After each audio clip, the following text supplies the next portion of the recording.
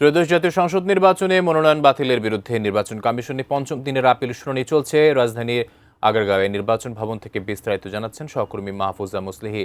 মাহফুজা, আপনি তো নির্বাচন কমিশন কার্যালয়ের সামনে আছেন, কি তথ্য আছে আপনার কাছে আজকে জানাবেন আমাদের?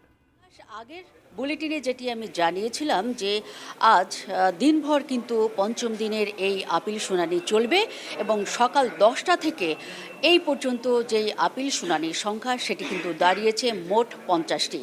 এর মধ্যে আমরা জানি 41টি বৈধ বলে গণ্য হয়েছে এবং 9টি অবৈধ বলে বিবেচিত করেছে নির্বাচন কমিশন।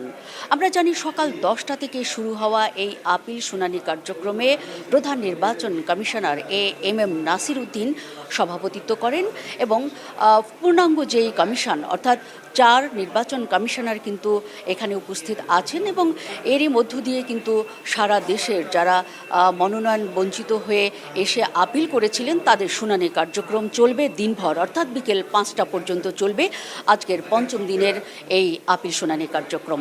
তবে যে বিষয়টি আজকে একটু আলাদা সেটি হচ্ছে প্রতিদিনই আমরা জানি যে ক্রমানুসারে যেই সিরিয়াল আমরা বলবো সেইখানে কিন্তু রোজ আমরা দেখেছি গত 4 দিনে 70 জনের আপিল শুনানি হয়েছে, কিন্তু আজকে এই প্রথম দিনের মতোই 100 জনের আপিল কার্যক্রম চলবে বিকেল 5টা পর্যন্ত। এরকম একটি তথ্য নির্বাচন কমিশন আমাদেরকে জানিয়েছে। তবে এই 100-র মধ্যে কিন্তু অর্ধেক কিন্তু এরই মধ্যে হয়ে গেছে, অর্থাৎ প্রথম সেশন 1টা পর্যন্ত কিন্তু আমরা দেখেছি এই 50টি সংখ্যা দাঁড়িয়েছে শুনানির।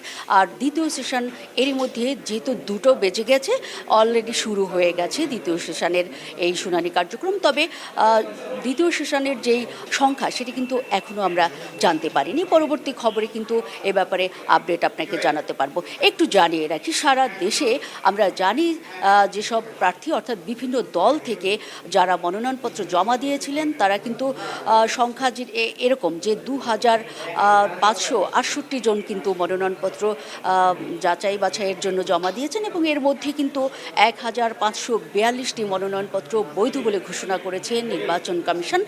তবে রিটার্নিং কর্মকর্তাদের সিদ্ধান্তের যেই বিষয়টি থাকে সেখানে কিন্তু আমরা দেখেছি 723টি মোট মনোনয়নপত্র বাতিল বলে গণ্য করা হয় এবং তারই বিরুদ্ধে আপিল দায়ের হয়েছিল 9 জানুয়ারি পর্যন্ত এবং মোট 645 জন কিন্তু আপিল দায়ের করেন এবং এর মধ্যে আমরা জেনেছি যে গতকাল পর্যন্ত কিন্তু 201 জনের শুনানি কার্যক্রম সম্পন্ন হয়েছে।